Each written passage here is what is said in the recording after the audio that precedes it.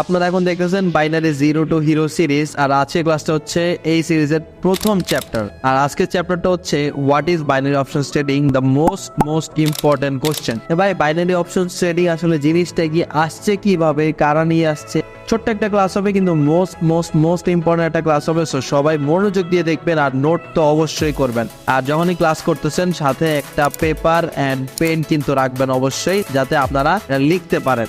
ফার্স্টে আছে হচ্ছে what is binary option trading. এর নাম বাইনারি অপশন ট্রেডিং দেওয়ার আসলে মেইন রিজনটা কি? দেখেন বাইনারি বলতে কি, একের থেকে দুই, দুইয়ের থেকে চার, চারের থেকে আট, এই সিস্টেমটাকে মেইনলি বলা হচ্ছে বাইনারি সিস্টেম। যেমন ধরেন আমরা যদি একটা $1 ট্রেড নেই না, আমরা যদি এটা উইন হই তাহলে কিন্তু অলমোস্ট আমরা $2 কিন্তু পাই। $2 পাওয়ার কথা, বাট এইখানে কি হয়, ব্রোকার একটা ছোট চার্জ থাকে। যেমন এই ব্রোকারে তো আপনি ট্রেডিং করতেছেন, ব্রোকারে একটা চার্জ থাকবে অবশ্যই। তো ওই ব্রোকারের চার্জ হচ্ছে 1%, 5%, 10%, এগুলো হচ্ছে ব্রোকারের চার্জ। তার মানে কি 100% আপনার পাওয়ার কথা, এর ভিতরে ব্রোকার হচ্ছে যে 10% চার্জ করে, যে আপনারা একটা ট্রেড করবেন, উইন হলে 10% ব্রোকারে দিবেন। যেমন এখানে কি 91 না, এখানে ব্রোকারের চার্জ হচ্ছে 9%। এই কারেন্সি পেয়ারে ব্রোকারের চার্জ হচ্ছে 9%। আপনার যদি উইন হন, আপনার 100% টাকা থেকে 9% টাকা ব্রোকার রাখবে, আর আপনার হচ্ছে 91% যে উইনের টাকাটা সেটা হচ্ছে আপনারা ব্রোকার দিয়ে দিবি। ক্লিয়ার? আর আপনি যদি লস করেন তাহলে তো একদম আপনার 100% ক্যাপিটালে কিন্তু লস হবে। দ্যাট মিনস কি, আপনার যদি উইন হন আপনি 100% উইন হবেন, মানে একের থেকে দুই হয়ে যাবে। আর যদি লস হয় তাহলে আবার 100% চলে হয়ে যাবে, দুইয়ের থেকে একদম এক হয়ে যাবে। ঠিক আছে, আপনার একের থেকে দুই হয়ে যাবে, আবার কিন্তু নেক্সটটা যদি আবার লস হয় তাহলে কিন্তু আবার এক থেকে কিন্তু একদম জিরো হয়ে যাবে, মানে ডাবল টাইপের। আবার এই দুই যদি উইন হয় তাহলে কি হবে, 4 হবে, 4 উইন হলে কি হবে, 8 হবে, মানে একদম অলমোস্ট ডাবল হয়ে যাবে ব্রোকারের চার্জ বাদে। ক্লিয়ার? সো এই জন্য এটাকে বলা হচ্ছে বাইনারি অপশন ট্রেডিং। এখন অনেকেই এটাকে নিয়ে অনেক দ্বিমত আছে যে ভাই এটা জুয়া, হ্যান ত্যান। এখন দেখেন ভাই, জুয়া ভাবলেই জুয়া। ঠিক আছে, যেমন ধরেন আমার সামনে এখন আছে ল্যাপটপ, কারণ আমি যদি এটা ভাবি এটা পিসি, তাহলে কিন্তু এটা আমার জন্য পিসি। বুঝেন জিনিসটা? ঠিক আছে, সো আপনি যেটা ভাবেন সেটাই, আপনি যদি ভালো মতো শিখে বুঝে শুনে প্রেডিকশন করেন, তাইলে ভাই এটা জুয়া না। কেউ যদি এটা জুয়া বলে তাহলে আমি ওনারে বলবো যে ভাই তাহলে যে আপনি বাসে উঠেন এটাও জুয়া। আমি বলবেন যে ভাই বাসে উঠা জুয়া কেমনে হইলো? দেখেন, আপনি কিন্তু জানেন না যে ড্রাইভার ভালো মতো গাড়ি চালাইতে পারে নাকি পারে না, আর আপনি কিন্তু একটা বিশ্বাস দিয়ে উঠে যাবেন যে না আমি ঢাকা থেকে চট্টগ্রাম যাইতে পারবো। কারণ এটা কিন্তু আপনি শিওর না যে পারবেন কিনা। বুঝছেন? এটা কিন্তু আপনি শিওর না, আপনি নাও যেতে পারতে পারেন, তাই না? বুঝছেন জিনিসটা? আপনি কিন্তু নাও যেতে পারতে পারেন। আপনি ঢাকা থেকে চট্টগ্রাম যাবেন, নাও যেতে পারতে পারেন কিন্তু। আর আপনি যদি রাস্তা না জানেন তাহলে কি আপনি পারবেন? বাট আপনি যদি রাস্তা জানেন তাহলে কি হবে, তাহলে কিন্তু আপনি ঠিকই এইখান থেকে এখানে উঠতে হবে, এখান থেকে এখানে উঠতে হবে, তাহলে কিন্তু এভাবে কিন্তু আপনি চট্টগ্রাম যেতে পারবেন।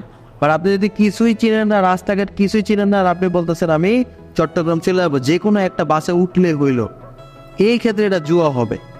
কারণ কি, যে ভাই আপনি জানেন না যে কোন বাসটা যায়, আপনি আন্তাজের উপরে যে কোনো এক বাসে উঠে গেছেন। বাট আপনি যদি সব জানেন শুনেন যে ভাই এই বাসটা চট্টগ্রাম যায়, এই বাসটা কক্সবাজার যায়, এই বাসটা ইন্ডিয়া যায়, তখন আপনি যদি বুঝে শুনে উঠতে পারেন তাহলে কিন্তু আপনি যা পৌঁছাতে পারবেন। তার মানে কি, জিনিসটা বুঝে শুনে আপনি যদি করতে পারেন তাহলে আপনি রাইট ডেস্টিনেশনে যাইতে পারবেন। ভাই আমার দেখা মতে দুনিয়ার কোনো জুয়া নাই যে জুয়াতে মানুষ প্রেডিক্ট করতে পারে। দুনিয়ার কোনো জুয়া নাই যে জুয়াতে মানুষ মানে অ্যানালাইসিস করে না অনেকে। যেমন ধরেন বাংলাদেশ আর ইন্ডিয়ার একটা ম্যাচ চলতেছে, ঠিক আছে, আর এই ম্যাচে ভাই বাংলাদেশও জিততে পারে, ইন্ডিয়াও জিততে পারে। এটা কিন্তু কোনো প্রেডিকশন কিন্তু করা যায় না, আপনি তো আর আগের থেকে তো আর জানবেন। এখন ধরেন আপনি বলবেন যে ভাই ইন্ডিয়া খুব ভালো খেলে, ইন্ডিয়া এইখানে সেইখানে। এখন ইন্ডিয়ার যে বিরাট কোহলির পেট খারাপ, এটা তো আপনি আর জানেন না। ঠিক আছে, সো ওই কারণে ইন্ডিয়া হারতেও পারে কি না। সো এই ধরনের হইল কি এক ধরনের জুয়া। আর কোনো জুয়াতেই কিন্তু কি হয়, কোনো জুয়াতে কিন্তু আপনি কিছু দেখে প্রেডিকশন করতে পারেন না। যেমন ক্যাসিনো থাকে না, সেই ক্যাসিনোতে কি হয়, টাকা দিয়ে বেড লাগায়। এখন যদি কপালে সেই মার্বেলটা ওই জায়গাতে পড়ে তাইলে সে একটা প্রাইজ পায়, আর নাহলে বাদ। এখন ভাই তার তো আর কোনো মার্বেল মারার স্কিল নাই যে সব এত ঘরের ভিতরে তার ওইখানেই পড়বে। ঠিক আছে, যদি জুয়া হইতো তাহলে কিন্তু অন্যান্য যারা আছে তারা কিন্তু রেগুলার প্রফিট করতো না। এই যে আমরা কিন্তু রেগুলার প্রফিট করতে পারতাম না। অবশ্যই এখানে কোনো শিখার ফ্যাক্ট আছে, অবশ্যই এখানে প্ল্যান আছে, মানি ম্যানেজমেন্ট আছে, টেকনিক্যাল অ্যানালাইসিস আছে, এর ফলে কিন্তু আমরা রেগুলার প্রফিট করতে পারতেছি। সো এমন কোনো জুয়া নেই ভাই যেটাতে আপনি রেগুলার প্রফিট করতে পারবেন, এমন জুয়া কোনো দুনিয়াতে আছে বলে তো আমার মনে হয় না, ঠিক আছে। আর আপনি যদি রেগুলার প্রফিট করতে পারেন তার মানে কি অবশ্যই এটা জুয়া না, এটার ভিতরে অবশ্যই কিছু একটা আছে যেটা আপনি শিখে গেছেন, শিখার পরে আপনি ডেইলি প্রফিট করতে পারতেছেন। ক্যাসিনোতে কি শিখার কিছু আছে? শিখার যদি কিছু থাকেও তাও কি এমন গ্যারান্টিও মানে হবে কখনো যে আপনি রেগুলার প্রফিট করতে পারবেন, একদম রেগুলার? এটা জীবনও না, একদিন প্রফিট করবে একদিন লস, একদিন করবে একদিন লস, কারণ ওটা তো জুয়া, ওটাতে আপনি কিছু প্রেডিক্ট করতেই পারতেছেন না, ওটা আপনার কপালের উপর ভাই। কিন্তু এইখানে তো জিনিসটা এমন না, বুঝতে পারছেন? সো এটা হচ্ছে আমার পার্সোনাল লজিক। মানুষ এখন আপনি যা খুশি তা ভাবতে পারেন, এটা হচ্ছে আপনার বিষয়, আপনি করলে করবেন নাইলে না, এটা হচ্ছে আপনার বিষয়। যদি এটাও জুয়া হয় তাহলে এখানে কি হয়, তাহলে এখানে তো লং টার্ম ট্রেডিংও তো জুয়া। একটা শেয়ার আপনি এখন কিনলেন, হ্যাঁ, যার দাম হচ্ছে 100 টাকা, এখন শেয়ারটা আপনি প্রেডিক্ট করলেন কি যে 5 দিনের মধ্যে এটার দাম হবে গিয়ে বাইরে 110 টাকা। এখন এই জায়গায় সেম জায়গায় আরেকজন কি প্রেডিক্ট করলো যে 5 দিন পর এটার দাম হবে 90 টাকা। এখন ভাই এটা জুয়া কার জন্য? এখন শেয়ার তো উপরে উঠতে পারে, শেয়ার নামতেও পারে, সে এই ব্যক্তিটাও হচ্ছে অ্যানালাইসিস করছে, এই ব্যক্তিটাও করছে, তাহলে এরা যদি জুয়া হয় তাহলে তো এরাও জুয়া হবে, ঠিক আছে। সো এটা হচ্ছে পার্সোনালি আমার মতামত, আমার লজিক। যেহেতু আমি রেগুলার প্রফিট করতে পারতেছি, সো অবশ্যই আমি শিখতে পারছি, অবশ্যই আমার একটা প্ল্যান আছে, কারণ দুনিয়ার কোনো জুয়াই নাই যেই জুয়াতে আপনি রেগুলার প্রফিট করতে পারবেন, রেগুলার প্রফিট করতে পারবেন। দুনিয়ায় এমন কোনো জুয়া আছে বলে আমার মনে হয় না। সো এটা হচ্ছে আমার লজিক, আমি কিন্তু বারবার বলতেছি। এখন আপনার মতামত কমেন্টে অবশ্যই জানাবেন যে ভাই আসলে আপনি কি ভাবেন এটা নিয়ে।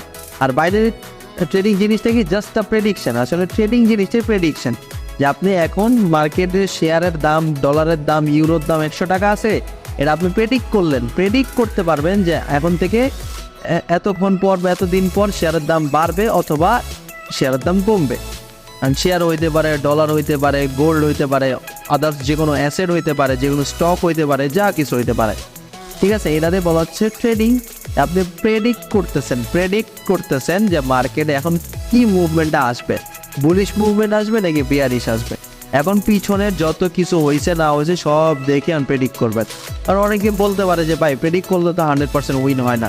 ভাই আমি আপনারা একটা জিনিস বলি, যে ওয়েদারের নিউজ দেখেন না আপনারা, যে আজকে থেকে 2 দিন পরে সোমবারে বৃষ্টিপাত হওয়ার সম্ভাবনা আছে, খুব রোদ থাকার সম্ভাবনা আছে, এরকম তো আপনারা শোনেন নাকি?